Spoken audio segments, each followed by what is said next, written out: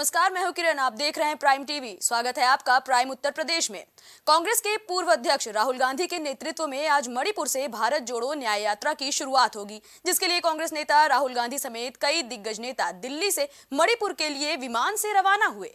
कांग्रेस नेता राहुल गांधी के नेतृत्व में भारत जोड़ो न्याय यात्रा आज मणिपुर के थोबल से शुरू होगी। विमान में सभी नेता न्याय के हक के लिए नारे लगाते भी नजर आए।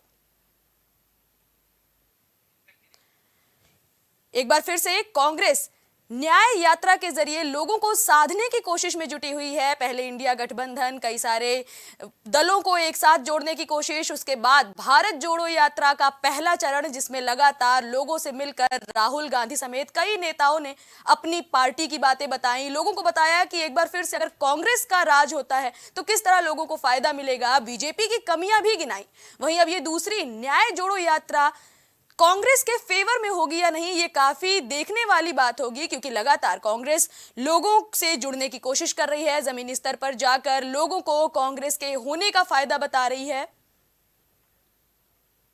भारत जोड़ो न्याय यात्रा मणिपुर से शुरू हो रही है। यह भी गौरतलब है कि मणिपुर मुद्दे को कांग्रेस ने खूब भुनाया था और ऐसे में मणिपुर से इस यात्रा का शुरू होना ही काफी बड़ी बात है। और इस यात्रा को न्याय यात्रा का नाम दिया गया है, जिससे साफ जाहिर है कि इस पूरी यात्रा के दौरान कांग्रेस काफी ज्यादा हमलावर रहने वाली है।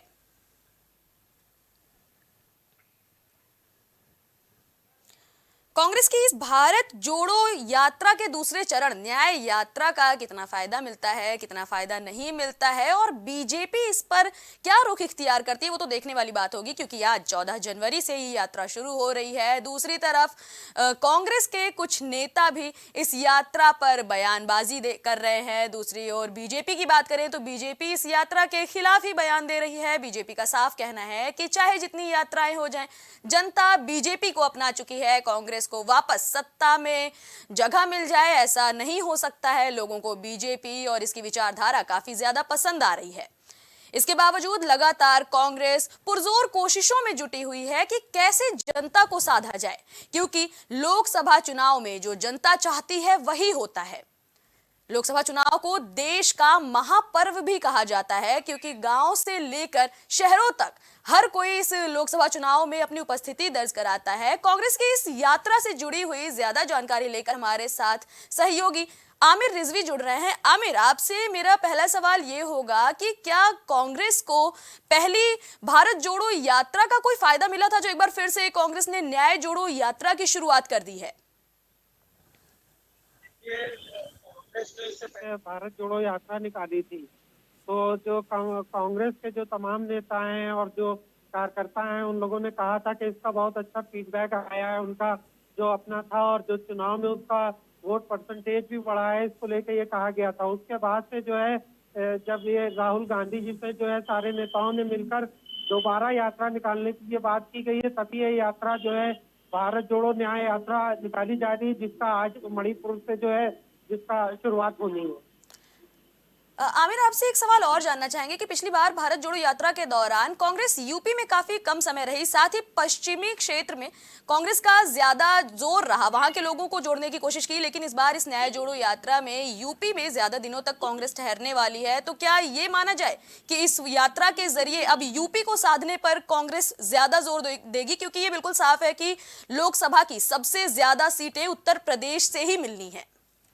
ये देखिए, बात बिल्कुल सही है कि जो है उत्तर प्रदेश में लोकसभा की 80 सीटें हैं, बहुत बड़ा राज्य है उत्तर प्रदेश लोकसभा की दृष्टि से भी। तो इसलिए जो है ये यात्रा जो है यूपी में भी अब से ज्यादा फोकस की जा रही है, ज्यादा समय तक रहेगी। उसके अलावा भी ये यात्रा जो है लगभग 100 लोकसभा सीटों को कवर करेगी, जो 15 राज्यों की हैं, और जो है 110 जिलों में जाएगी, और उसमें उत्तर प्रदेश भी शामिल है। उत्तर प्रदेश में यात्रा को लंबा समय दिया जाएगा। उत्तर प्रदेश में काफी दिनों तक ये यात्रा रहेगी। उसके बाद उत्तर प्रदेश से राजस्थान जाएगी ये यात्रा, ताकि जो है उत्तर प्रदेश में भी यात्रा के जरिए जो है लोगों तक पहुंचा जाए, उनकी समस्याओं को उठाया जाए, या उनका जो फीडबैक है लिया जाए, या जो भी है, ताकि जिससे कांग्रेस को फायदा हो सके। आमिर, आपसे एक सवाल और करना चाहेंगे कि कांग्रेस ने इस यात्रा को न्याय यात्रा का नाम दिया है, साथ ही मणिपुर से इस यात्रा की शुरुआत करना साफ जाहिर कर रहा है कि इस पूरी यात्रा के दौरान कांग्रेस बीजेपी को उन मुद्दों पर ज्यादा घेरने वाली है जिस पर न्याय की बातें हुई, जिस पर यह कहा गया कि बीजेपी ने कोई एक्शन नहीं लिया। देखिए, आपको बता दें, जो भारत जोड़ो न्याय यात्रा जो आज शुरू होनी है मणिपुर से और मुंबई में समाप्त होगी, ये 3 मुख्य बिंदुओं पर जिसका कांग्रेस बता रही थी, सामाजिक न्याय, आर्थिक न्याय और राजनीतिक न्याय, ये 3 मुख्य बिंदुओं पर कांग्रेस फोकस करेगी। इसके अलावा अलग अलग राज्यों के जो अलग अलग समस्याएं हैं मणिपुर में, जैसे आपको पता होगा कि मणिपुर में बहुत दिनों से हिंसा चल रही है, उसको लेके काफी चर्चा हुई, वहाँ की कई घटनाएं भी ऐसी आई, तो मणिपुर से ये यात्रा की शुरुआत की जा रही है। अलग अलग राज्यों के अलग अलग मुद्दे हैं, तो उन सभी तमाम मुद्दों को कांग्रेस इस यात्रा के जरिए उठाएगी, आम लोगों तक पहुंचेंगे। कांग्रेस के नेता और राहुल गांधी जो है तमाम यात्रा के दौरान जो है अलग अलग नेताओं से भी मिलेंगे, आम लोगों से मिलेंगे, आम जनता तक जाएंगे, उनकी समस्याएं पूछेंगे।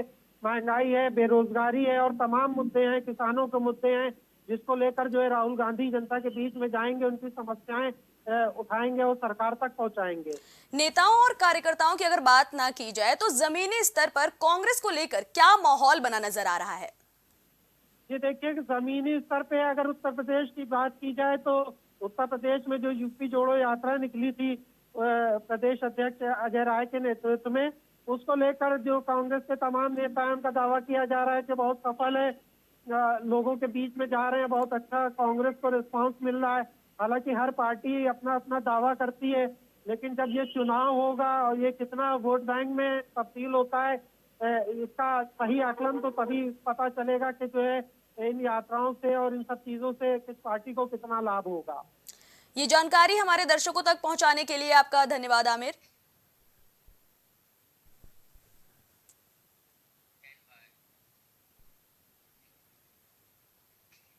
देश भर में 14 जनवरी को स्वच्छता अभियान चलाया जा रहा है। इसके तहत देश भर के मंदिरों और कई स्थानों पर नेताओं और मंत्रियों ने भी साफ सफाई की।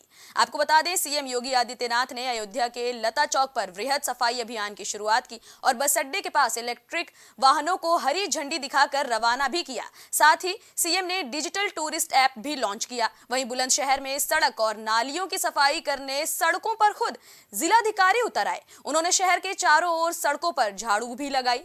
लखनऊ की बात करें तो यहां डिप्टी सीएम ब्रजेश पाठक ने हजरतगंज के हनुमान मंदिर में पोछा लगाया। साथ ही लखनऊ में भाजपा प्रदेश अध्यक्ष भूपेंद्र चौधरी ने पौराणिक तीर्थ चंद्रिका देवी मेला परिसर में स्वच्छता अभियान चलाया, जिसमें पदाधिकारियों सहित सैकड़ों कार्यकर्ता शामिल हुए।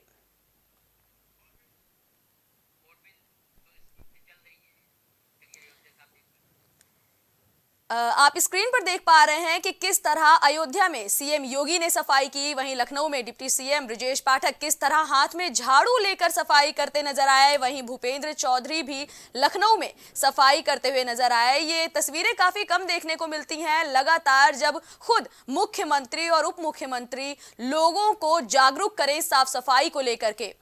एक तस्वीर आप बुलंदशहर से भी देख पा रहे हैं, जहां जिले के सबसे बड़े अधिकारी जिलाधिकारी झाड़ू लेकर सड़कों पर उतरे हैं, लोगों को जागरूक कर रहे हैं। साथ में सफाई कर्मी भी आपको नजर आ रहे होंगे।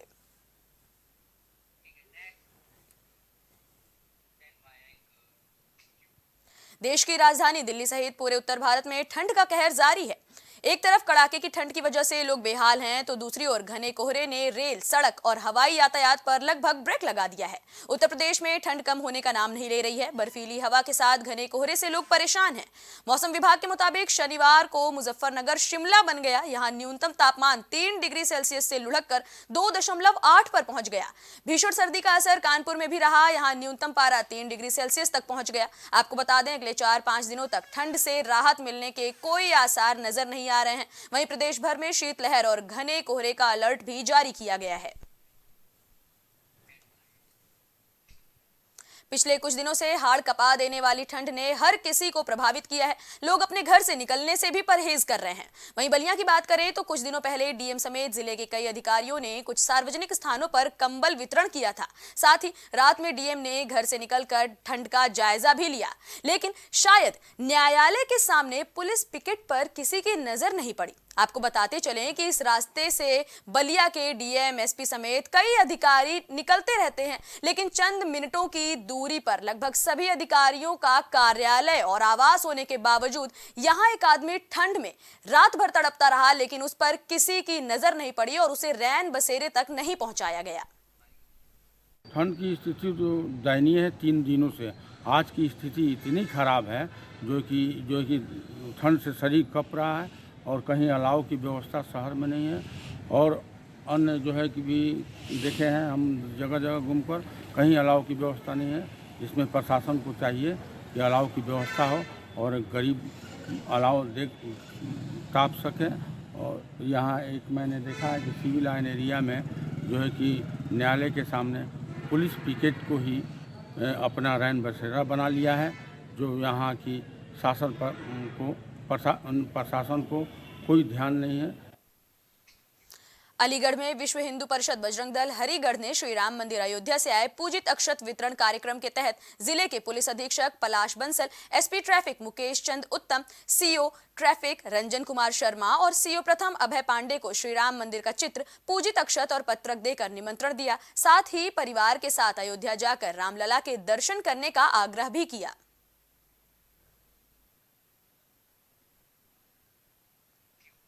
22 जनवरी का दिन इतिहास के पन्नों में दर्ज होने वाला है, क्योंकि अयोध्या में श्री राम के बन रहे भव्य मंदिर में रामलला की इसी दिन प्राण प्रतिष्ठा की जाएगी। इसे लेकर पूरे देश में उत्साह का माहौल बना हुआ है। अलग अलग राज्यों से लोग श्री रामलला के दरबार में अलग अलग तरह की चीजें पहुंचा रहे हैं। अब इसमें यूपी के आगरा के पेठे की मिठास भी शामिल हो गई है। आपको बता दें, आगरा में श्री रामलला की भोग के लिए 56 भोग पेठे से तैयार किए गए हैं। ये 56 भोग कई जिलों से होते हुए रथ से लेकर जाया जाएगा, जिसकी विशेष तैयारियां भी पूरी कर ली गई हैं। देखो, ये बहुत सौभाग्य मिला है कि अयोध्या नगरी में भगवान श्री राम जी की स्थापना दिवस पे जो 500 वर्ष बाद हमको ऐसा मौका मिल रहा है, जो कि इतिहास में अपने आप को दर्ज कराने जा रहा है। उसमें आगरे के पेठे के 56 भोग प्राचीन पेठा के द्वारा लगाए जा रहे हैं। हमारा पूरा परिवार और शुभचिंतक और पूरा आगरा बहुत ही खुश है इस बात को लेकर के, क्योंकि जहां पूरे विश्व से तमाम उपहार आ रहे हैं, वहीं आगरे से भी पेठे का उपहार जा रहा है। ये हमारे लिए बड़े ही सौभाग्य की बात है। और ये पूरा रथ में तैयार हो गए, जैसे अभी ये सजाए जा रहे हैं। फिर एक रथ बनाया है हमने, रथ में पूरी जैसे 56 भोग होते हैं अयोध्या तक, वैसे ही ये सज की जाएगा। और आगरे में नगर भ्रमण के बाद में जो भी रास्ते में जितने भी शहर पड़ेंगे, उनमें भी नगर भ्रमण करता हुआ अयोध्या पहुंचे। कानपुर में रक्षा मंत्री राजनाथ सिंह पहुंचे, जहां मीडिया से मुखातिब होते हुए रक्षा मंत्री ने नीतीश कुमार के इंडिया गठबंधन का संयोजक बनने से मना करने के मामले पर साफ कहा कि ये उनका आंतरिक मामला है, मुझे इस पर कोई भी टिप्पणी करने का हक नहीं है।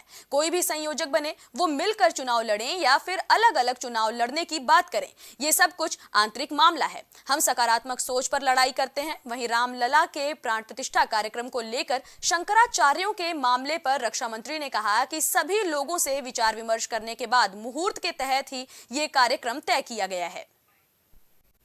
गठबंधन में नीतीश कुमार ने संयोजक बनने से मना कर दिया है, क्या कहना चाहेंगे इस पर? नहीं, ये तो उनका आंतरिक मामला है, उस संबंध में मुझे कोई टिप्पणी करने की आवश्यकता नहीं। अब खड़गे को लेकर भी कहा जा रहा है कि वो बन सकते हैं संयोजक इंडिया गठबंधन के।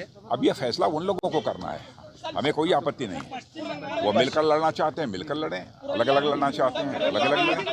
सर, पश्चिम बंगाल में देखिए, हमारी जहाँ तक हमारी पार्टी का प्रश्न है, हमारे एनडीए इस अलायंस का प्रश्न है, हम लोग राजनीति मैंने पॉजिटिव थिंकिंग के आधार पर, सकारात्मक सोच के आधार पर राजनीति करते हैं। कौन क्या कर रहा है नहीं कर रहा है, ये तो आंतरिक मामला वो स्वयं देखें। बिजनौर के एसपी नीरज कुमार जादौन ने थाना नंगल क्षेत्र में आगामी लोकसभा सामान्य निर्वाचन 2024 की तैयारियों को लेकर उत्तराखंड राज्य के अधिकारियों के साथ समन्वय गोष्ठी आयोजित की और संबंधित को आवश्यक दिशा निर्देश दिए। यहां एसपी ने कहा कि सीमा पर कैमरे लगाएं और चेकिंग की व्यवस्था लगातार करते रहें, ताकि कोई भी अपराधी घटना को अंजाम न दे सके। साथ ही एसपी ने सभी संबंधित अधिकारियों को आवश्यक दिशा निर्देश भी दिए। यहाँ पर एक समन्वय मीटिंग आयोजित की गई थी, जिसमें उत्तराखंड के पुलिस अधिकारीगण आए थे, हमारे जनपद के अधिकारीगण और स्पेशली जो हमारे बॉर्डर के एरिया है वहाँ के थाना प्रभारी बुलाए गए थे मीटिंग। तो बेसिकली एक हम लोगों ने डिस्कशन किया है कि जो हमारे क्रिमिनल्स हैं जो वहाँ जाके अपराध करते हैं, वहाँ के क्रिमिनल्स जो हमारे यहाँ पे अपराध करते हैं उन पे सतत निगरानी, साथ ही साथ जो बॉर्डर एरिया जो पोरस एरिया हमारा है वहाँ पे प्रॉपर तरीके से चेकिंग, एक जॉइंट चेकिंग करवाना वहाँ पे, साथ ही साथ कैमरे लगवाना जिससे कोई भी अवांछनीय व्यक्ति है या कोई गाड़ी है जो सामान लेकर आती है इसको हम रोक सकते हैं, उस पर प्रभावी कार्रवाई कर सकते हैं। साथ ही साथ जो लाइसेंस धारक हैं उनकी चेकिंग, उन्होंने कितने कारतूस कहाँ से लिए हैं, कैसे लिए, उनका प्रॉपर सत्यापन करना, इसके लिए भी उत्तराखंड के अधिकारियों से अनुरोध किया गया। उन्होंने आश्वस्त किया कि प्रॉपर तरीके से कार्रवाई करेंगे और जो भी सूचना उनको प्राप्त होगी अपराधियों के दृष्टिगत अवैध शराब को लेकर या फिर अवैध असलाह को लेकर उसके बारे में तत्काल अवगत कराएंगे जिससे हम उन पर कार्रवाई। ललितपुर में जिलाधिकारी अक्षय त्रिपाठी ने कलेक्ट्रेट परिसर में ईवीएम प्रदर्शन केंद्र का फीता काटकर शुभारंभ किया। इस मौके पर उन्होंने ईवीएम के माध्यम से वोट डालकर डेमो भी दिया। साथ ही डीएम ने सेल्फी पॉइंट पर सेल्फी लेकर लोगों को वोट डालने के लिए प्रेरित किया। वहीं डीएम ने कहा कि निर्वाचन आयोग के निर्देशानुसार लोकसभा सामान्य निर्वाचन 2024 को देखते हुए मतदाताओं को जागरूक करने के लिए कलेक्ट्रेट परिसर और समस्त तहसीलों में ईवीएम प्रदर्शन केंद्र का शुभारंभ किया गया है।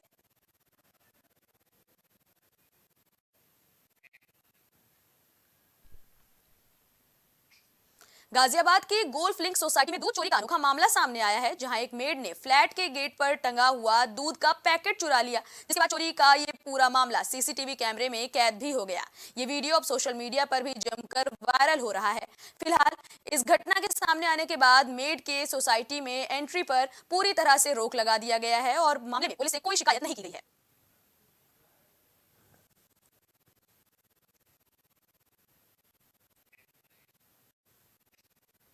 सुल्तानपुर में प्राण प्रतिष्ठा की तैयारियों में प्रशासनिक अमला जुट गया है। वहीं कड़ाके की ठंड में बुझे अलाव ठंड में राहगीरों और यात्रियों की काफी ज्यादा बड़ी मुसीबत बन चुके हैं। वहीं 14 दिन पहले के डीएम के दिए हुए निर्देश पूरी तरह जिले में फेल होते हुए नजर आ रहे हैं। आपको बता दें, रविवार सुबह जिले में पारा 7 डिग्री पहुंच गया और आसमान में कोहरा भी नजर आया, जिसके बाद बस स्टॉप और रेलवे स्टेशन पर अलाव न जलने की वजह से राहगीर ठंड में ठिठुरते हुए नजर आए। लगातार जनवरी में ठंडक बढ़ती चली जा रही है, पर अलाव की व्यवस्था कहीं दिख नहीं रही है। राहगीरों को और जिला अस्पताल में बीमार को, यात्रियों को समस्याओं का बड़ा सामना करना पड़ रहा है।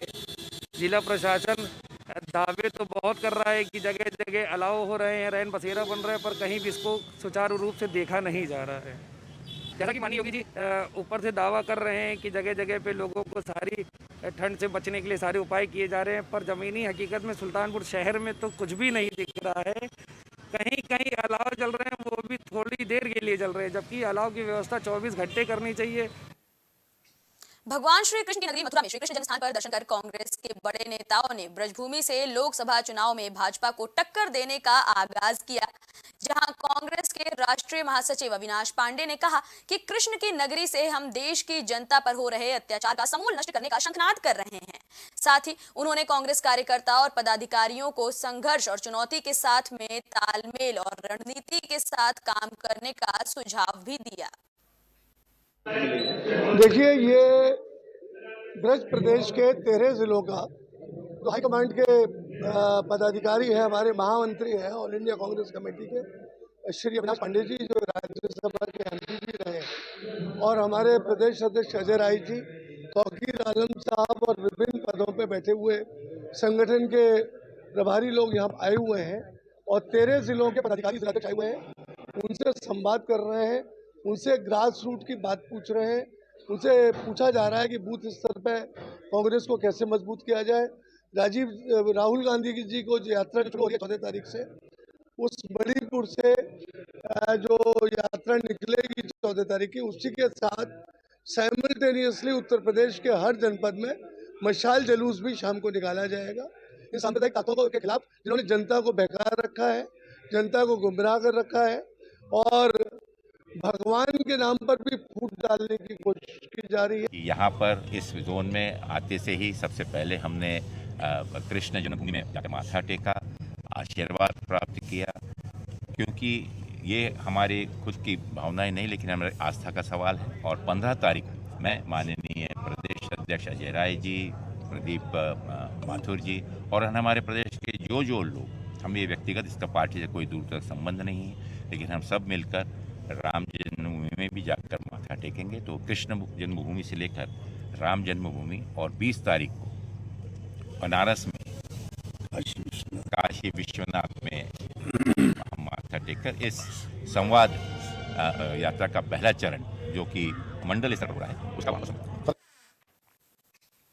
उत्तर प्रदेश परिवहन विभाग की रोडवेज बसों में इस समय भक्तिमय माहौल देखने को मिल रहा है। बताया जा रहा है कि 22 जनवरी को राम मंदिर प्राण प्रतिष्ठा कार्यक्रम को लेकर उत्तर प्रदेश परिवहन विभाग के निर्देश पर रोडवेज बसों में रामधुन और राम भजन यात्रियों को सुनाए जा रहे हैं। इसके लिए परिवहन विभाग के जरिए बसों में बाकायदा म्यूजिक सिस्टम लगाकर यात्रियों को राम भजन सुनाया जा रहा है। वहीं महाराजगंज जनपद में भारत नेपाल के सोनौली सीमा से चलने वाले रोडवेज बसों में यात्रा कर रहे यात्री बसों में मंत्रमुग्ध और भक्तिमय माहौल में देखने को मिले। 22 जनवरी प्राण प्रतिष्ठा अयोध्या में जो कार्यक्रम है उसको लेकर के शासन स्तर से और हमारे परिवहन निगम के परिवहन निदेशक महोदय माननीय मंत्री जी द्वारा जो है निर्देश दिए गए हैं कि परिवहन निगम के बसों में अधिक से अधिक श्रद्धालुओं को बैठाएं, उनको अच्छी सुविधा दें और साथ ही साथ एक जो है संगीत के तौर पर राम ध्वनि जो है जैसे भजन कीर्तन या ऐसे तमाम जो है वो बजवाए जाएं और सबको जो है पूरा एक जो है अच्छा माहौल पैदा हो जिससे पैसेंजर में भी एक खुशी आए। अयोध्या में भगवान राम की मूर्ति की प्राण प्रतिष्ठा को लेकर पूरे देश में उत्साह नजर आ रहा है। वहीं हरदोई जिले में मां कात्यायनी शक्तिपीठ के पीठाधीश्वर स्वामी आत्मानंद गिरी की अगुवाई में प्रभु श्री राम के चरणों में समर्पित करने के लिए 11 करोड़ राम नाम लेखन निधि का कार्य चल रहा है, जिसमें बच्चों से लेकर बूढ़े और जवानों के साथ तमाम साधु संत लगातार राम नाम का लेखन कर रहे हैं। साथ ही तमाम भक्तों द्वारा उनका लिखा हुआ 11 करोड़ से ज्यादा राम नाम धन राम मंदिर के चरणों में समर्पित किया जाएगा। इसके लिए मां कात्यायनी शक्तिपीठ द्वारा श्री राम महोत्सव का आयोजन भी किया गया है, जो 19 जनवरी तक चलेगा। उसके बाद 20 जनवरी को कात्यायनी शक्तिपीठ के भक्त 11 करोड़ राम नाम का लेखन इकट्ठा करने के बाद उसे राम मंदिर ट्रस्ट के चंपत राय को 21 जनवरी को भगवान श्री राम के लिए अपनी श्रद्धा जताते हुए सौंपेंगे। मैं स्वामी आत्मानंद गिरी, दीक्षा गुरु स्वामी यतेंद्रानंद गिरी जी महाराज, ये भारत माता मंदिर हरिद्वार संन्यास परंपरा का सन्यासी हैं हम लोग। और जो हमारे चाचा गुरु हैं आदरणीय गोविंद देव गिरी जी, वो इस तीर्थ ट्रस्ट के कोषाध्यक्ष हैं। और आदरणीय चंपत राय जी के द्वारा हमको पत्र प्राप्त हुआ और कार्ड भी, निमंत्रण पत्र भी प्राप्त हो गया है। तो हमारा भी भाव आया कि भाई हम भी कुछ न कुछ अर्पित करें। तो भाव ये बना कि शरीर का भोजन अन्न है तो विग्रह का भोजन भजन। हमारे यहाँ 5 जनवरी को कात्यायनी मंदिर में वहाँ से अयोध्या से राम प्रतिष्ठा का, तो वहाँ पर 11 करोड़ लिखने के लिए एक हुआ है। तो हम लोग 11 करोड़ श्री राम लिख रहे हैं और हम लोगों का बस यही उद्देश्य है कि अगर हम लोग वहाँ तक ना जा सकें तो कम से कम अब न्योता आया तो कुछ ना कुछ तो भेजना ही पड़ेगा। इसलिए हम लोग श्री राम लेकर वहाँ तक पहुँचाना चाहते हैं भगवान श्री राम के लिए। बस हमारा यही एक उद्देश्य है। क्या नाम है आपका? सारिका मिश्रा। मैं कॉपी पे श्री राम लिख रही हूँ शक्तिपीठ, कात्यायनी शक्तिपीठ में। और अयोध्या जी में 22 तारीख को राम की प्राण प्रतिष्ठा होनी है, इसलिए यही राम नाम वहाँ हम भेजना चाहते हैं, क्योंकि वहाँ जा नहीं सकते। और हमें बहुत खुशी है कि वहाँ राम का मंदिर बन रहा है, लेकिन क्या हम मतलब कुछ वजह है जिससे कि हम वहाँ पहुँच नहीं पाएंगे। यही कॉपी में राम नाम लिख के वहाँ हम अपने भेजेंगे। लगभग कितनी संख्या में आप लोग राम लिखे? हमने कम से कम नहीं तो 4000 लिखा है। 4000 श्री राम लिखे हैं। क्या नाम है आपका? कामनी वाजपेयी। राम राम श्री राम लिख रहे हैं। और इसका कारण यह है कि मतलब ये राम का इस प्राण प्रतिष्ठा हो रही है, इसलिए हम लोग इसको अपने हृदय के श्रद्धा सुमन वहाँ पे भेज रहे हैं, क्योंकि हम लोग पहुँच नहीं सकते हैं, इसलिए वहाँ पे भेज रहे हैं। क्योंकि राम ही सब कुछ है, राम ही मेरे माता, राम ही पिता है, राम ही सब संसार में, रोम रोम में राम बसा हुआ है। मेरे प्राण सब कुछ राम ही है। क्या नाम है? उषा दीक्षित। कॉपी पे हम लोग जय श्री राम का वो लिख रहे हैं। 11 करोड़ लिखने का इसका वो है, जो 22 जनवरी को राम मंदिर का निर्माण है अयोध्या में, वहाँ हमारा 11 करोड़ जय श्री राम लिखने का वो है कि हम लोग तो वहाँ पहुँच नहीं सकते, तो हमारा ये लिखा हुआ वही वहाँ तक पहुँच जाए।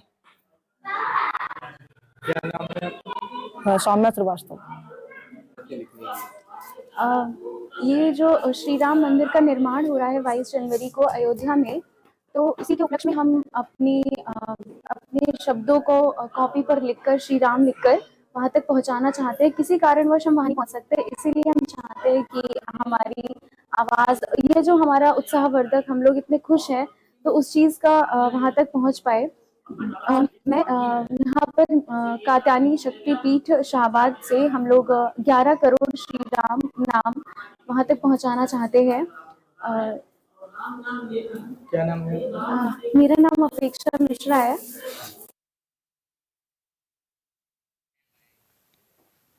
प्रधानमंत्री नरेंद्र मोदी के निर्देश पर शाहजहांपुर में उत्तर प्रदेश के वित्त मंत्री सुरेश कुमार खन्ना ने मंदिरों में स्वच्छता अभियान शुरू कराया। बताया जा रहा है कि 22 जनवरी तक जिले के सभी मंदिरों में स्वच्छता अभियान चलाया जाएगा, जिसे लेकर सुरेश कुमार खन्ना नगर आयुक्त के साथ महापौर चौक के बाबा चौक के नाथ फूलमती मंदिर पहुंचे और उन्होंने मंदिर में सफाई अभियान चलाया। साथ ही जिले के सभी मंदिरों में सफाई अभियान चलाकर 22 जनवरी तक उन्हें स्वच्छ सुथरा करने की बात भी कही।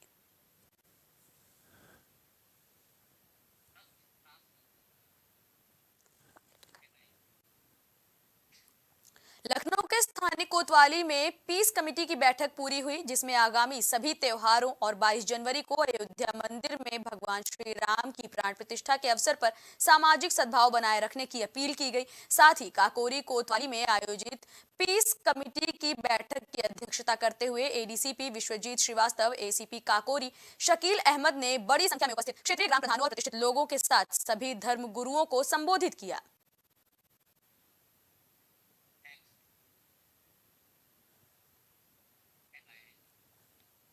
कानपुर से आए चिकित्सकों की टीम ने देर रात रेस्क्यू कर शिकार के फंदे में फंसे हुए तेंदुए की जान बचाई। बताया जा रहा है कि 2 दिन पहले अज्ञात शिकारियों ने जंगल में फंदा लगा दिया था, जिसमें एक मादा तेंदुआ फंस गई, जहां कानपुर से आई टीम ने तेंदुए को ट्राइकुलाइज गन से बेहोश किया, फिर फंदे से छुड़ाया और परीक्षण के बाद बौद्ध गुफा के पास जंगल में छोड़ दिया।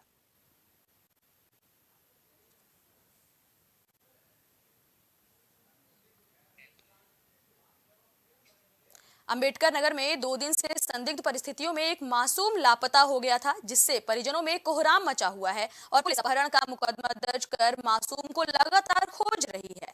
साथ ही बीती रात घटनास्थल का एसपी ने निरीक्षण भी किया और मातहतों को दिशा निर्देश दिए। वहीं एसपी का कहना है कि परिजनों से बातचीत करते हुए जो जानकारी मिली है, उसे इलेक्ट्रॉनिक साइंटिफिक एविडेंस कलेक्ट करते हुए जांच की जा रही है।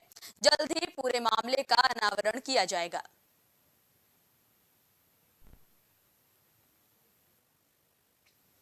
अलीगढ़ में मड्राक क्षेत्र शाहपुर गांव निवासी व्यक्ति साइकिल पर सवार होकर अपने घर जा रहा था, जहां रास्ते में एक वाहन ने व्यक्ति को टक्कर मार दी और मौके से फरार हो गया। बताया जा रहा है कि हादसे में युवक की मौके पर ही मौत हो गई। वहीं घटना के बाद इलाके में कोहराम मच गया। दादा क्या नाम है आपका? मन्नू सिंह। कहाँ रहते हैं? ये खत्म है, ये कौन है आपके? ये भैया लगता है। अच्छा, गांव के ही हैं? हाँ, कोठिया। ये किस पर सवार थे, कहाँ से कहाँ जा रहे थे? ये मडराक से साइकिल पे जा रहे थे, कोठिया के गेल पे किसी अज्ञात वाहन ने टक्कर मार दिया जी। तो मौत हो गई? मौत हो गई सब। ये कितने भाई बहन हैं? ये 5 भाई थे बहन और 2 बहन थी।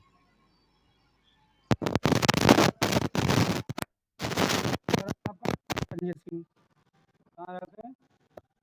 ग्राम कोटिया, थाना मर्दाक, जनपद अलीगढ़। ये खत्म जो हुए हैं, क्या नाम है इनका? इनका नाम यशपाल सिंह है। कहाँ के निवासी हैं?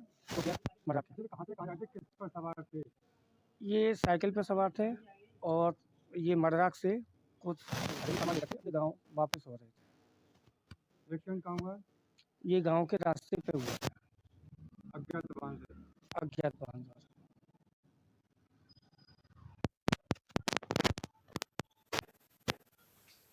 फिलहाल प्राइम उत्तर प्रदेश में इतना ही। देश दुनिया से जुड़ी तमाम खबरों से अपडेटेड रहने के लिए बने रहिए प्राइम टीवी के साथ।